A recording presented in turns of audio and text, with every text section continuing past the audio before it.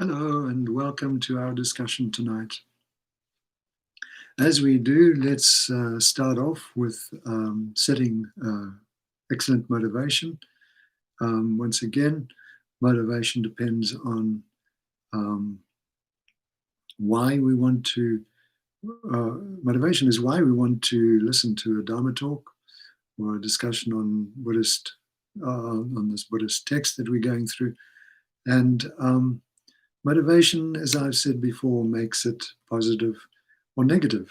Whether we listen to the Dharma with a positive motivation or a negative motivation determines whether what we get out of the discussion is going to be positive or negative. So let's just take a moment and think about our motivation. And if we can, think about motivating so that we can become enlightened for the benefit of all beings. That is the most important type of motivation that we can have, so that we can gain enlightenment for the benefit of all beings. If you find that you can't think that you will become enlightened so that you can help all beings everywhere, that might be a bit of a vast motivation for you. Then at least to think that you are going to participate in this discussion this evening for your own enlightenment, so that you become enlightened and be free of all suffering. But the greater motivation is to think about the suffering of all beings, just like I suffer. All ordinary beings in this type of existence suffer in the same way. Of course, it's not exactly the same sufferings, but we all have sufferings, and we all suffer in the same way. Whether it's great or small, we're all involved in a life of dissatisfaction and unhappiness.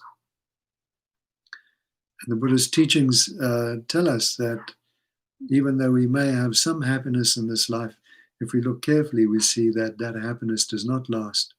It's there with us for a short period of time, and then things change, and we find ourselves again dissatisfied, irritated, unhappy, or in a much vaster suffering. So, thinking that all beings are like this, if you can, think that you would like very much to free them from all their suffering. And for this purpose, we're going to have this discussion tonight on the Buddhist teachings. So let's just take a moment and think about our motivation. And if we see something small, something trivial in our minds, coming to listen just, because we've got a spare hour and we don't know what to do with it, so we'll just clock in and while we're making dinner or making a cup of tea or something, we'll just have Tenzin jabbering around in the background. If we have that kind of motivation, let's try to change it so that we have a much vaster motivation, and the benefit from this talk, this discussion, will become much greater for ourselves. And if it becomes much greater for ourselves, then even necessarily for others, even if we don't intend it to. So let's think about our motivation for a moment and try to make sure it's a very strong and vast motivation.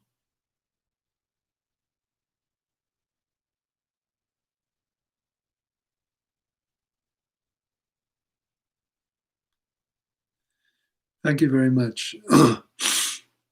Now we're going through the text called The Three Principal Aspects of the Path by Lama Tsongkhapa, who's the founder of the Gelugpa tradition of Tibetan Buddhism. And the three principles of the path, as if you've been with us before, as you will know, are renunciation, bodhicitta, and the pure view. So we looked over the last few weeks, we've been looking particularly at renunciation in reference to the lines that we've been reading out of the text.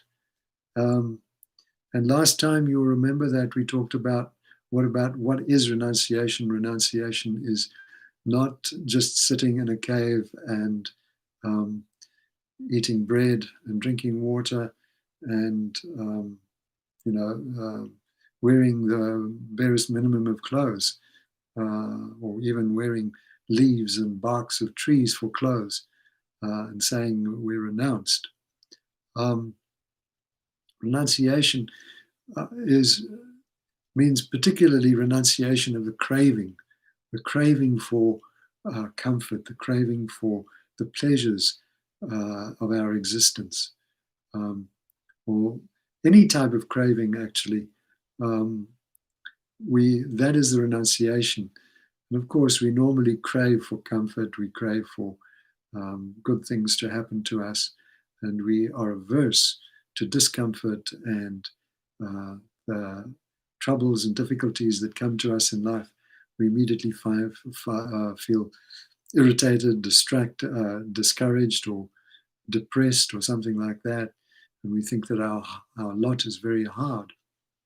So when we talk about renunciation, we are really talking about getting rid of these types of reactions, looking for comforts and being averse to discomforts and all that sort of thing. And the more that we can be free of craving and grasping at things, at ideas, people, all sorts of things, anything, the closer we come to enlightenment, the more happy our life will be. So you might remember the quote that we talked about at the end of our last session by Geshe Sonam Rinchen, when he said this: "Ignorance is our confusion regarding the fundamental nature of things, particularly of the self. Without it, the strong sense of I does not arise. That there is a self, our ignorance magnifies it disproportionately, causing intense disturbing emotions to arise." That means the stronger we have this sense of I, being something separate and unique and intrinsically existent in ourselves and independent of everything else, as long as we have that kind of idea of I, then we are going to develop craving and grasping, and from that will come our suffering. So because then when we have this strong sense of I, then all these disturbing emotions arise. Whenever we're always craving for good things to happen to us, we're always trying to avoid as much as possible discomfort and what we call bad things happening to us. And so we're on this continual restless merry-go-round, trying to avoid the bad and grasp and cling on to the good. So he goes on to say, focusing on this false self, we are preoccupied with its happiness. Craving is the desire for that happiness. So that's what we mean by craving. There's this desire for happiness. And associated with that is the aversion for unhappiness, the wanting to push away anything that brings unhappiness. While grasping reaches out for it. So we have this craving, and then through that craving we grasp, we reach out for whatever we're craving, and we want to possess it, we want to own it, we want to experience it. These two must be stopped if we are to gain nirvana. So this is renunciation, that we renounce all this craving, this grasping, aversion, pushing away, all that sort of thing. That is what we're renouncing. And we're not renouncing coffee as such, or movies as such, or beautiful things as such.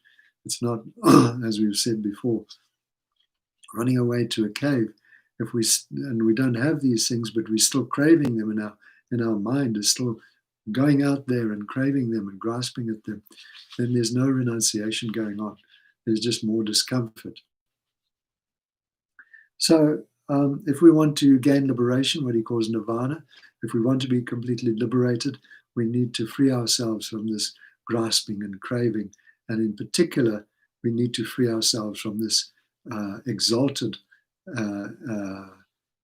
overblown sense of I that we identify so very closely with, that if we look closely at, we find is actually nothing more than hallucination. Geshe-Sama Rinchen goes on, how is it done? First, create a good motivation to do what is constructive and turn your mind towards the teachings. Work at decreasing your desires and cultivating contentment. Just this alone will increase your happiness dramatically, whereas the insatiable desire for better friends, lovers, and possessions creates a continual and depressing sense of poverty. We talked about this last week. A multitude of disturbing emotions and carelessness are responsible for our unwholesome physical actions and speech. Ethical discipline consists of decreasing such actions and the craving to have the best of everything just for ourselves. While these concerns haunt us, our practice will not be genuine, even if we meditate intensively day and night. Pure practice can only arise when we stop craving the ordinary pleasures of this life, as well as the joys and comforts of future lives. Let's just repeat that. Pure practice can arise only when we stop craving the ordinary pleasures of this life, as well as the joys and comforts of future lives. So, of course, we can practice. We can do a lot of meditation practice, hours every day, and think that we're becoming closer and closer to enlightenment. But if in our minds, even there's even the subtlest kind of grasping and wanting to be free, wanting to grasp onto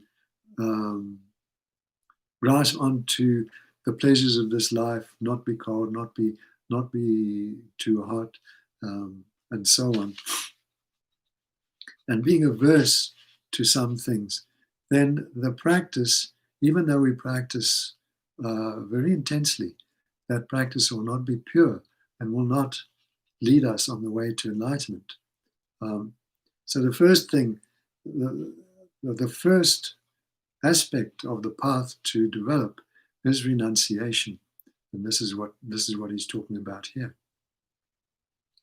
So we go, and what he says is in line with the next verse in the text, the three principal aspects of the path, which goes like this.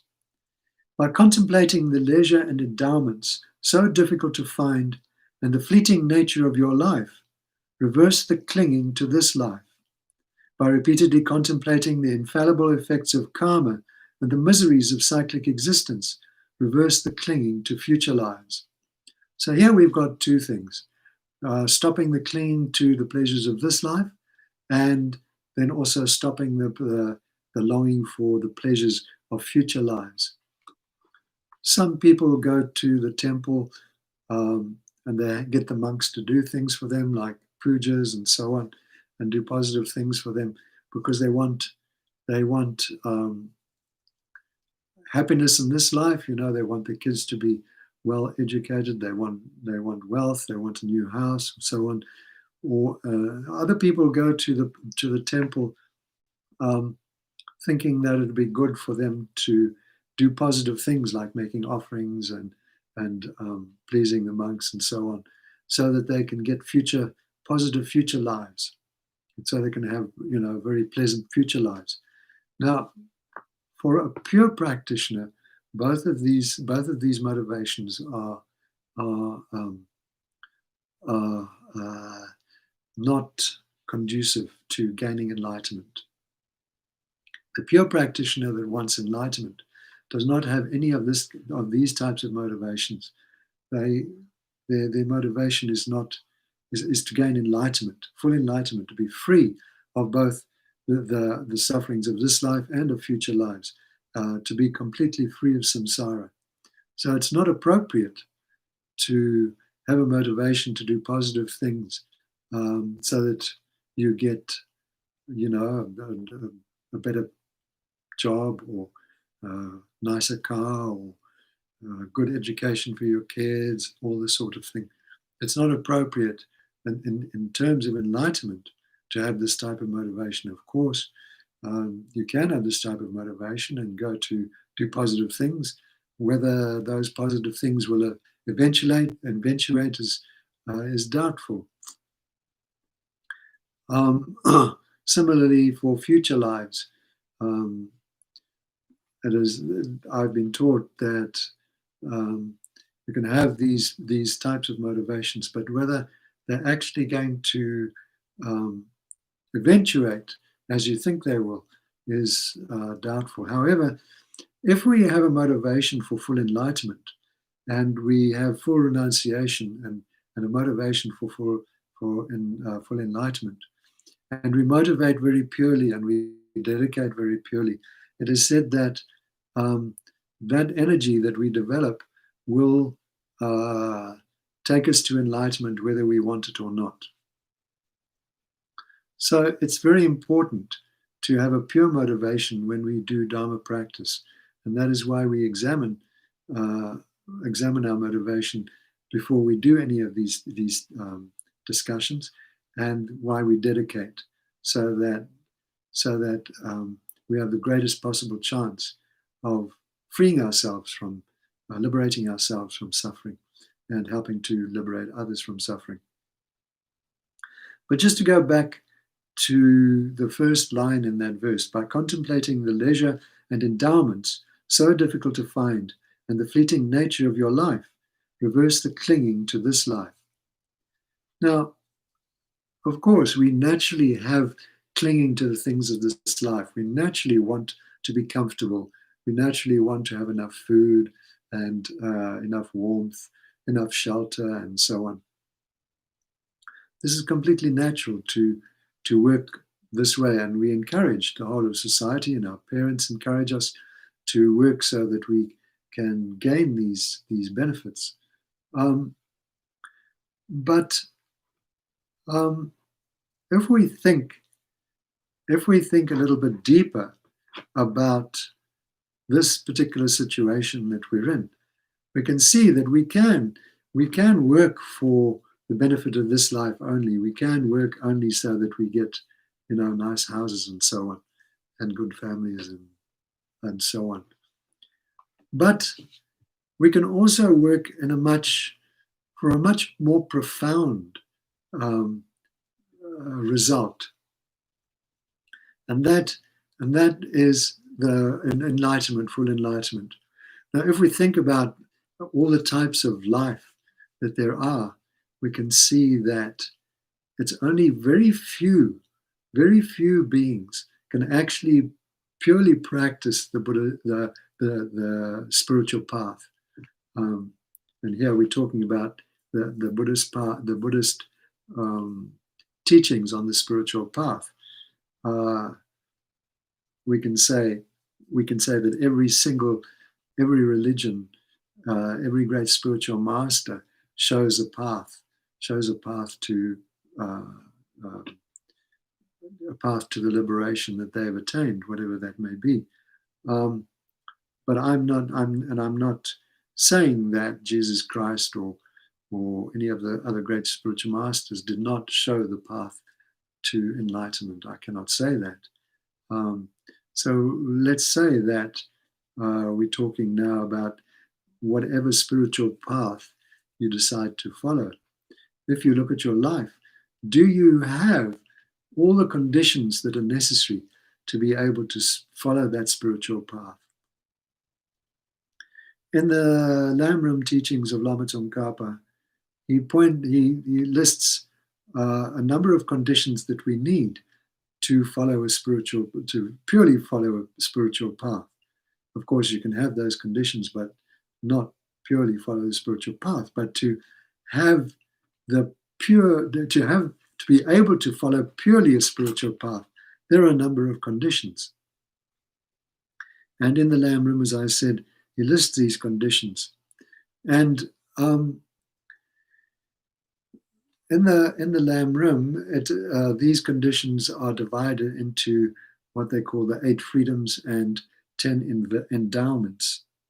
So there's certain conditions that we need to be free of, and there's certain conditions that we need to have to be able to follow purely a spiritual path. So we'll go through the 8 freedoms and 10 endowments. But if you don't remember them, at least try to look into your own life and see whether you have all these conditions to be able to practice purely. It's important to think, to look into our lives and to see whether we really have the conditions to practice purely. Obviously, for instance, if we're extremely poor and constantly hungry, it's going to be very difficult to follow a spiritual path at all, whether it's pure or not, because most of the time we will be thinking about how to get our next meal, and how to sustain ourselves in this life. And that will be our main focus. Similarly, if we have some kind of deficiency, we're deaf, or we're blind, or we're dumb, or we have some kind of mental deficiency, then again, it becomes very difficult to follow a spiritual path purely. Much more difficult than if we have all our faculties whole and functioning properly. Of course, I'm not saying necessarily that you cannot categorically say you cannot follow a spiritual path, say if you're blind, but it becomes much more difficult. And so in that kind of situation, it is regarded that you don't have the full conditions to follow spiritual path very purely. So anyway, let's go through the 8 freedoms and the 10 endowments. We will first look at the 8 freedoms. These are the conditions that we are free from to be able to practice a pure path. And these conditions, if we have these conditions, then it's going to be much more difficult to practice a spiritual path. And if we have some of these conditions, it is practically impossible to follow a spiritual path purely. So, for instance, if we're born in the hell realms, where there is intense suffering, then it's going to be very difficult even to think about any kind of spiritual path. All we're going to be involved in is the intense pain that we're going through, and the terrible conditions that we are surrounded by. In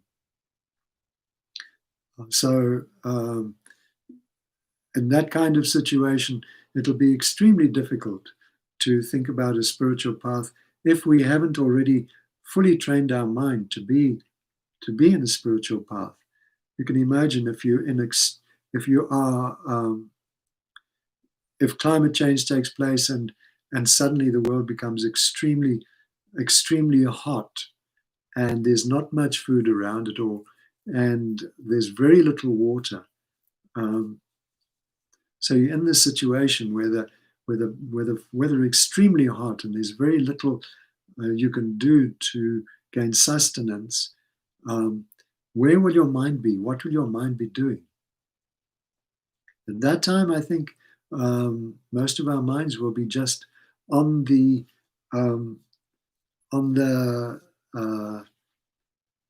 wish to survive, on the fight to survive, to find even the smallest stream or smallest amount of water somewhere, to try and get out of the intense heat, maybe to find some food.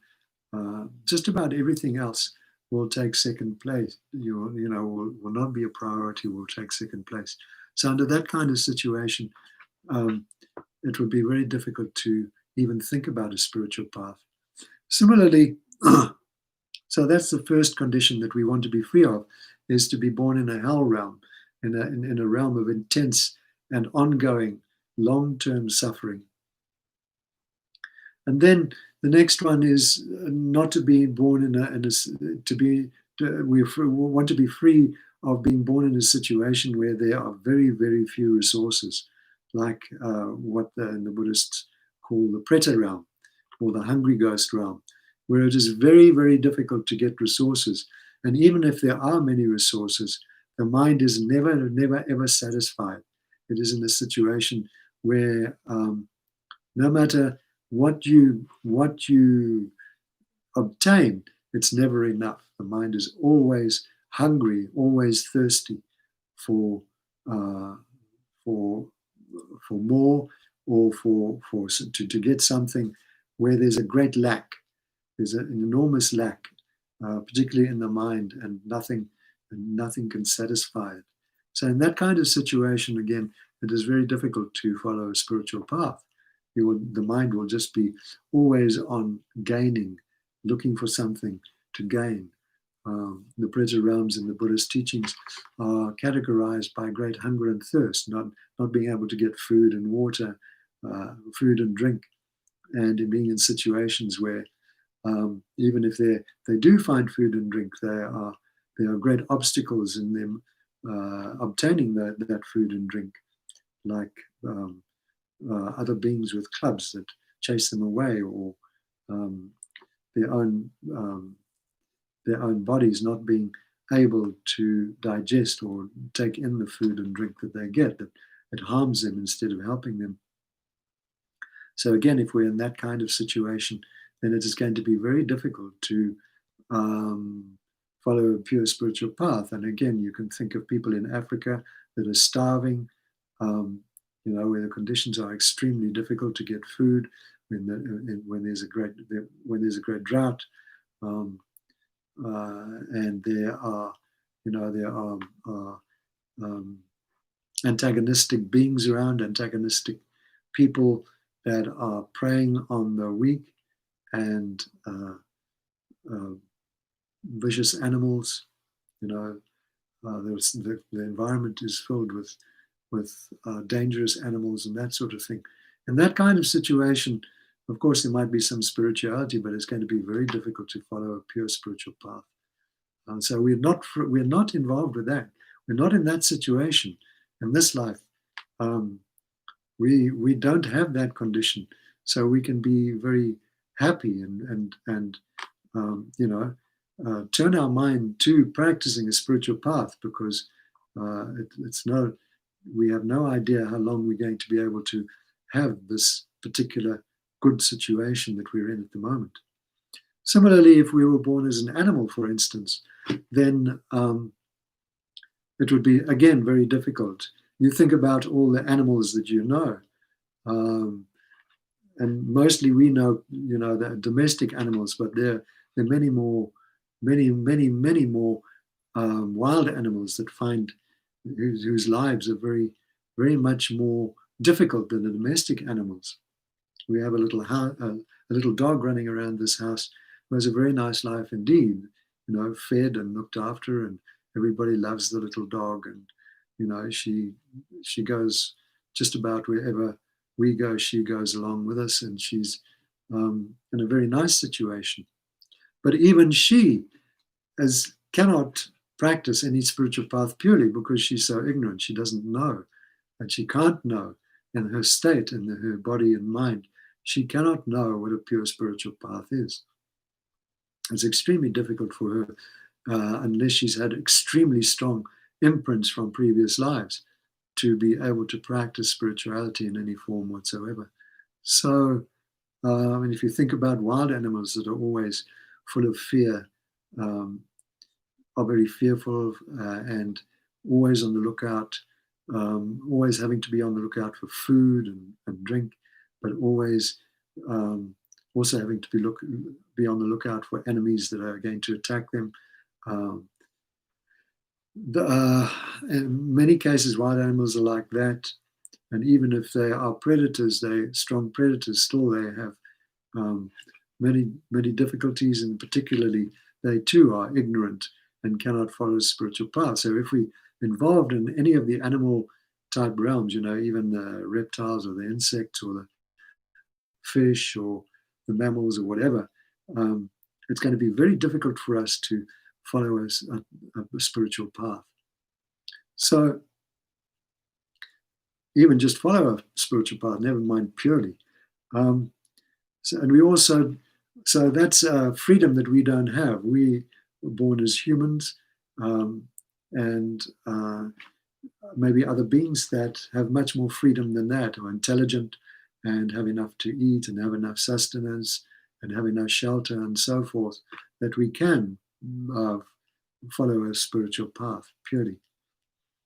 And also, the text talks about freedom from being born as a long life God. This means being born in a situation of great comfort and ease and pleasure, because when you're born into that kind of situation, very often your mind is so overtaken by the pleasure that you don't even think about a spiritual path. Or even if you think about a spiritual path, your mind is very easily overcome by pleasures that lead you away from the spiritual path. So it's said that in the long life God realms, they don't practice spirituality, a spiritual path, very strongly, because their lives are so full of pleasure that they don't see that there's any need, because there's no suffering there. There's no need for them to practice a spiritual path while they're indulging in all the pleasures that they have and the happinesses and joys that they have. So we're not born like that. We are born in a situation where we know that even though we have good circumstances, we may have good circumstances like good food and so on. We cannot rely on these things. They can easily change, and sometimes we can find ourselves in situations where we are involved in suffering, and no longer can we rely on on having good food and so on. If we think about this COVID-19 pandemic that's happened, so many people who were living fairly comfortable lives before suddenly find themselves in much more uncomfortable lives, where suddenly they may not have enough money to keep themselves going in their comfortable lifestyle. They might have to rely on food banks or, the generosity of others, even just to get food. So we all have this understanding that in this life, at one moment you can be having a very pleasant time, and the next moment it can be very unpleasant. So we have this understanding, and we're not surrounded just by luxury and pleasure all the time. Sometimes we have quite difficult situations to deal with. So that keeps us in a kind of balance, and we can see the need for a spiritual path, because we don't want to be involved in these dire situations. So those of us who are following the spiritual path see that the only way that we can safely navigate our way through being involved in these unwanted actions is through developing a strong spiritual path, so that we can eventually be free, liberate ourselves completely from any kind of difficulty, problem, discomfort, dissatisfaction, and suffering. Then the fifth condition is being born into a place where the Buddha has not appeared. So now there are plenty of places where there have been no spiritual masters, or the spiritual masters have been corrupt, and so the spiritual path has not been available to the beings living in that kind of situation. The path is not being available to take beings out of that situation. There may be paths that lead to a little more comfort, but not completely out of that situation in a way that is long lasting. There may be spiritual paths that give short-term relief, but not spiritual paths like the Buddhist path that give long-term satisfaction, long-term happiness and peace. So Of course, from a Buddhist point of view, the Buddha is the greatest teacher, and the Buddha can definitely lead us to um, to liberation and enlightenment. And we have no doubt about that. But that does not mean to say that other spiritual masters may not also have the capacity to lead their students out of, into liberation. And we definitely say that the teachings of Jesus Christ will not ever lead to liberation. I think this would be quite an inappropriate thing to claim, especially if we haven't had direct experience of the teachings of Jesus Christ and where they lead, the direct experience of what in the Christian society, the Christian religion is called God. But where a Buddha or a great spiritual teacher has not appeared, it is very unlikely that we will be able to develop a strong and pure spiritual path. So we're not in that situation. We are in a situation where the Buddha has appeared and great spiritual masters, other great spiritual masters have appeared, and we have the opportunity to examine them, to practice, to be inspired and to practice. So we have this condition, we have this freedom from being in a situation where the teachings are freely available. Then the next freedom is being born in a place where there are no teachings. Not only has the Buddha not appeared, but in some places there are no teachings whatsoever. And so if we're born in a place where there are no teachings on being constructive, turning the mind to positive things and training the mind and freeing the mind from all the negativities and so on. If there are no teachings like that, then there are there's no opportunity to practice the spiritual path purely. So we have that. We're free from being in a place where great spiritual masters not appeared and have taught, and we're also free from a place where there are no teachings whatsoever.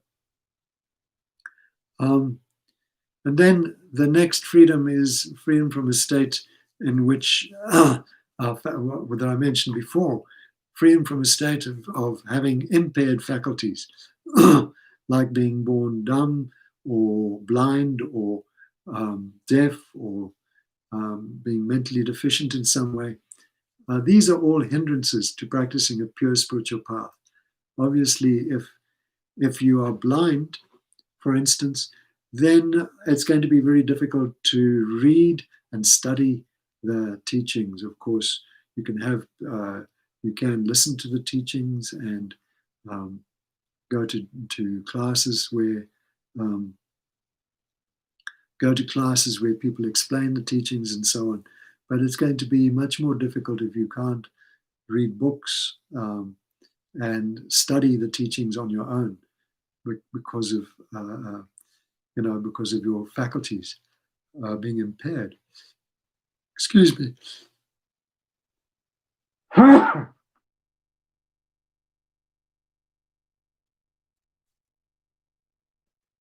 So we're in a state we're free from that particular state of having some kind of impairment of our faculties. We have all our faculties intact, and so we have every opportunity to explore the teachings in whichever way we want. And then finally, the freedom, we have a freedom from wrong views. So this means that wrong views applies to having the view, for instance, that there's no such thing as karma, there's no such thing as past and future lives, there's no such thing as that happiness follow positive actions lead to positive results. negative actions lead to negative results, and so on. We don't, and also wrong views applies to seeing things as having some kind of permanence, some kinds of absolute value. So, and from a Buddhist sense, a wrong view would be either nihilism or eternalism, seeing things have their own permanent existence, or things having non-existence, completely non-existent in some way. These are the wrong views that are talked about here. And as Buddhist followers, we are free from these wrong views. We believe that there is such a thing as karma, and that it operates so that happiness, positive actions result in happiness, and suffering comes from negative actions, and so on and so forth. There's such a thing as karma, and so on. So, and those are the 10 freedoms, that we have. And so if we can remember those 10 freedoms and apply them to our lives, and see that our lives, in those lives, we have these great freedoms to be able to practice a spiritual path purely, then our mind is much more easily turned to spiritual practice. So just a quick reminder: freedom from being born in the hell realms, in the preta realms, in the animal realms, in the long life God realms; freedom from being in a place where the Buddha has not appeared; freedom from being born in a place where there are no teachings; freedom from being being born into a state where we lacking some faculties; and freedom from being born into a state where we are naturally have wrong views. Like, for instance, if you're born into a culture that does not believe in karma, that does not believe in past and future lives, and that is your culture, and you are imbued with that culture, then you are born into a state, from a Buddhist point of view, where there are wrong views, and you're much more likely to hold those wrong views very tightly, and that is a hindrance to following the spiritual path purely. So then, just going through the 10 endowments. So the 10 endowments is being born, first of all, as being born as a human, and it is regarded as being born as a human is regarded as the best kind of rebirth, because we have enough pleasure and enough pain to understand the spiritual path, and to want to be free of the experience of suffering, and to strive for a state where we are free of suffering. If you're born into the hell realms or into the God realms, then you're born into states where there's very little opportunity to understand the spiritual path. One is too full of pleasure, the other one's too full of pain, for instance. But we have the right mix of pleasure and pain. And it's also said that we have the right body, the right kind of body, to be able to make swift progress on the spiritual path. This particular collection of body and mind is the best type of body and mind to be able to practice for a swift realization on the spiritual path. So it's very fortunate. In the Buddhist teachings, it's said that we are very fortunate to be born as a human being. Then we are born in a place where the teachings are, as we talked about the freedom from. We have the endowment where the teachings are. And actually, the teachings have been spread throughout the world quite a lot, quite extensively. So, and in New Zealand, we have lots of Buddhist teachers that can explain the teachings to us in the various traditions. We have Theravada teachers, we have Mahayana teachers, we have Zen teachers. So we can follow the Buddhist path, the Buddha, particularly in talking in a Buddhist context, we can follow the Buddhist path because the teachings are here. they have spread to us, and we have very easy access to them. In the olden days, it was very difficult to get the Buddhist teachings because there was no such thing, of course, as internet or um, TV or anything like that. You just had to rely on the actual teachers, and the teachers could be very far and few between. So we are born in a place, we're very fortunate to be born in a place where the Buddhist teachings are. We also have all our faculties. We are, as we talked about, the freedom from having impaired faculties. One of the endowments is having all our faculties. We have sight, we have sound, we have sight, we have hearing, we have smell, taste, and in particular we have we have good mental health, so that we can good mental faculties, so that we can follow the spiritual path in a quite an intense way if we want to, and follow the path purely. And then for Buddhists, we're very fortunate in coming across the Triple Gem and having faith in the Triple Gem, having faith in the teachings, having faith that the Buddha, Dharma, and Sangha can help us. And again, you remember the attitude that we have developed, that the Buddha is the doctor, that the Dharma is our medicine, and that the Sangha are those who help us to take the medicine and show us how to take the medicine so that we can benefit greatly. So we are very fortunate.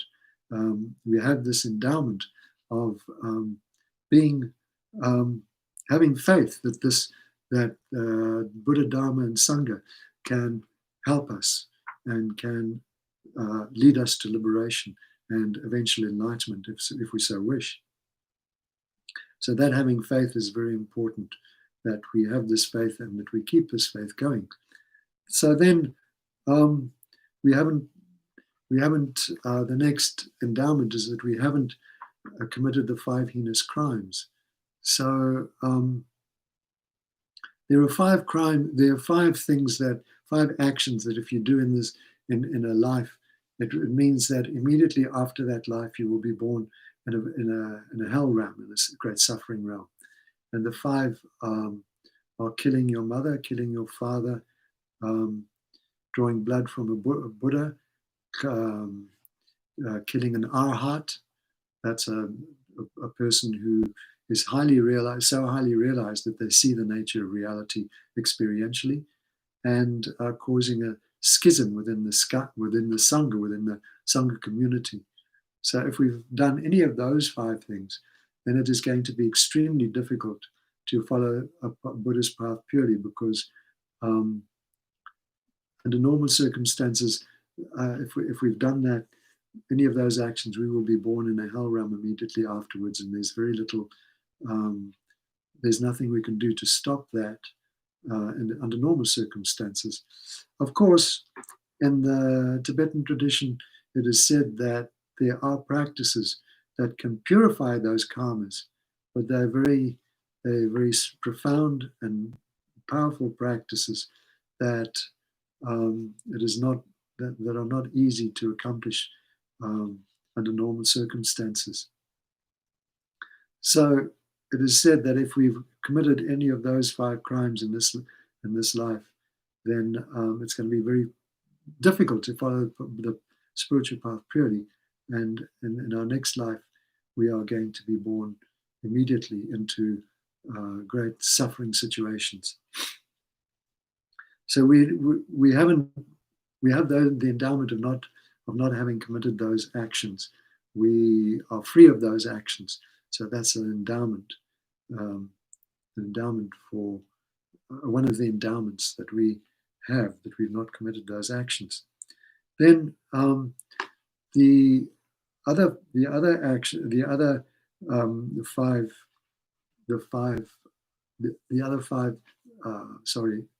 endowments is, first of all, that the Buddha has appeared. There are long periods in the Buddha's cosmology where the Buddha has not appeared and has not taught, or if the Buddha has appeared, has not become apparent to the beings of that age, and so has not been able to teach, but has been able to help in other ways, but has not been able to teach. But here specifically the endowment is that the Buddha has appeared. Of course, in our time, the Shakyamuni Buddha has not appeared, the teaching Buddha has not appeared, but we can say that there are teachers. There are teachers who are highly realized, that have appeared in this age and are helping us. So they are in the place of the Buddha. And particularly in the Tibetan tradition, the guru is seen, once you have a personal guru, the guru is seen as the Buddha. And so it is as if the Buddha is that you are living with the Buddha and taking teachings constantly from the Buddha. If you have a heart guru that you are following, so in this sense, the guru is then the Buddha, and he has appeared. So the next endowment is that the Buddha has taught. As I said before, sometimes a Buddha might appear, but the beings are not able to understand due to their karma, due to their afflictions and obscurations. They're not able to understand what the Buddha will teach, so then the Buddha might help in other ways. So we can think of Shakyamuni Buddha when he became enlightened, and Bodh Gaya. He sat for a long time under the Bodhi tree thinking whether he should go out and teach or not, because he was uncertain whether the people of that country, of that state, that environment would be able to understand anything that he said, whether they would be able to practice what he said, understand what he said, practice what he said, and attain liberation. And he thought maybe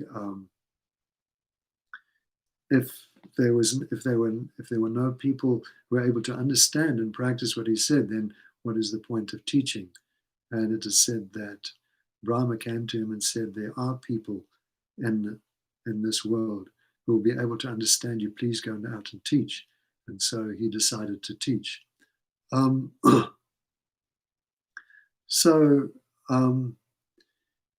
As we have this, we are extremely fortunate in that the Buddha did go and teach, and he taught for 45 years of his life.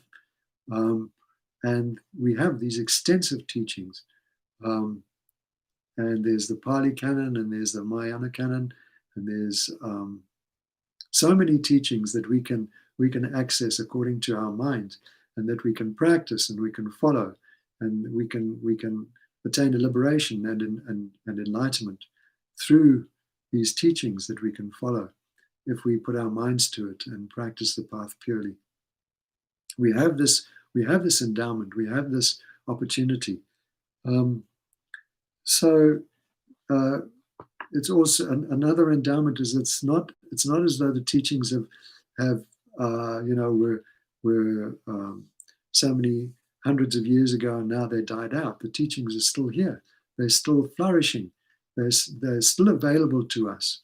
Of course, we can't say for certain that the teachings that are still here are exactly what the Buddha said, because the Buddha taught, and that, of course, there were no recorders in those days, no voice recorders or anything like that in those days. So, and everything was verbal; nothing was written down in the Buddha's day. So,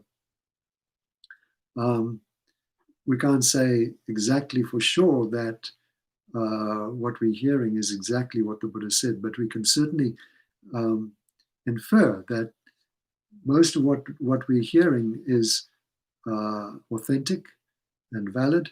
Why? Because many people have followed these teachings that we've got down from the Buddha and have attained great realizations, and some have even attained liberation and enlightenment through following these teachings, putting them into practice with great determination and effort, and have become enlightened. And we have great spiritual masters who have great realizations among us. And so we can say the teachings through our understanding of them and our observing them very closely and seeing that they have attained what the Buddha said they would attain through following these teachings. We can therefore say that these teachings are valid, and we can also follow them and attain liberation and enlightenment. So the teachings are still with us. We can still follow them, and we can still gain great insights from people who have realizations, going for teachings to people who have great realizations, and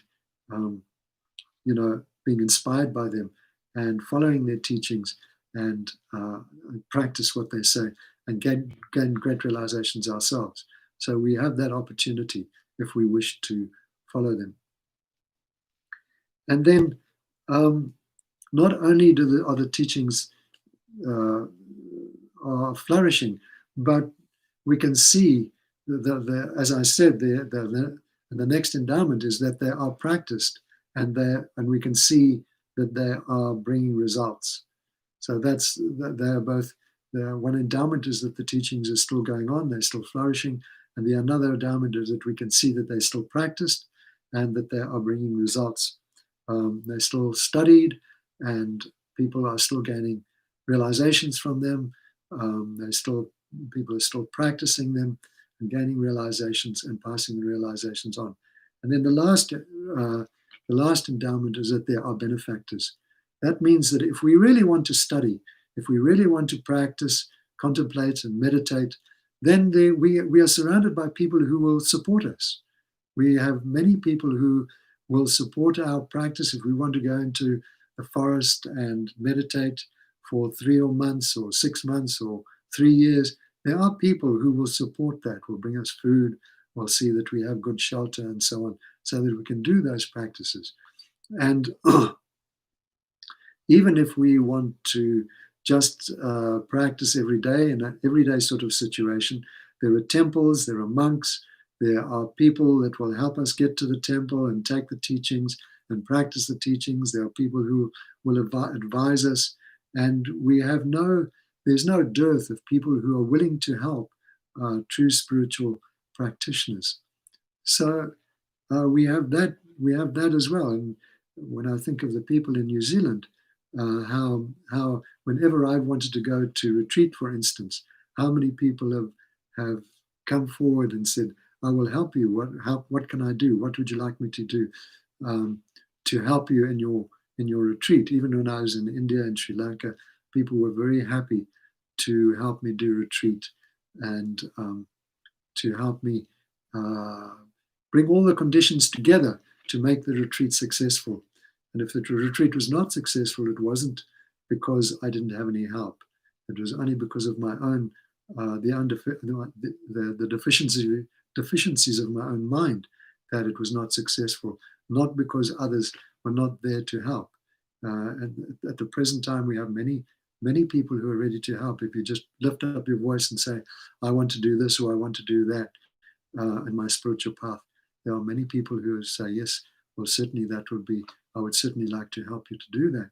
So that's another freedom that we have. We have all the conditions. So those are the 8 freedoms and 10 endowments. And so we have all the conditions to practice the spiritual path purely. And this is what Lama Tsongkhapa is saying, is by contemplating the leisure and endowment so difficult to find in the fleeting nature of your life, reverse the clinging to this life. If we can see that we have all these conditions and everything is perfect for us to practice spiritually, then why would we just be involved in this everyday life, in samsara? Why don't we use these conditions? Because they don't come every day. Once this life is past, we cannot say that we're going to have these conditions again. It is impossible to say. And the Buddha said it's actually very rare to get these conditions. It's extremely rare. So while we have these conditions, while we have these 18 conditions for this perfect spiritual journey, then why don't we why don't we use them creatively so that we can get these conditions again and again in coming lives? Sorry about that. So make the best use of this life is to turn away from all the things that draw us away from the pure spiritual path that's going to lead us to liberation. Turn our mind away from this life, from the attractions and the attachments and the aversions that are involved in this life, and place our mind purely on the spiritual path, with a strong determination to become free, strong determination not to be distracted by all the things that that lead to attachment and aversion and ignorance and so on in this life, and try to practice as purely as we can to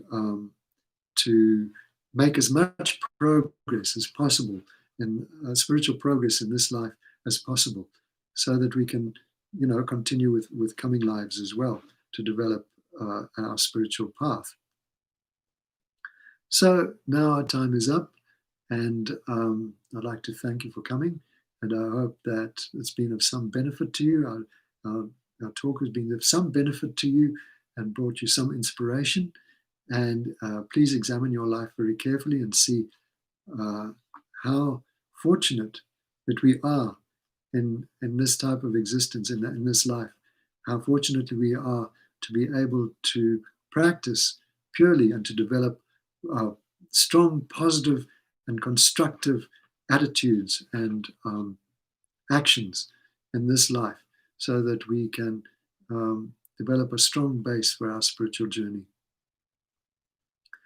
Before we go, let's just dedicate, as we normally do, again, thinking about your motivation and dedicating any positive potential that we've generated through this this talk to your motivation, to whatever your purpose is, and particularly, if you can, to gaining enlightenment, so you can be of greatest benefit to all other sentient beings, wherever they are, whoever you come in contact with, whoever has any karmic connection with you whatsoever. So let's just take a moment to dedicate.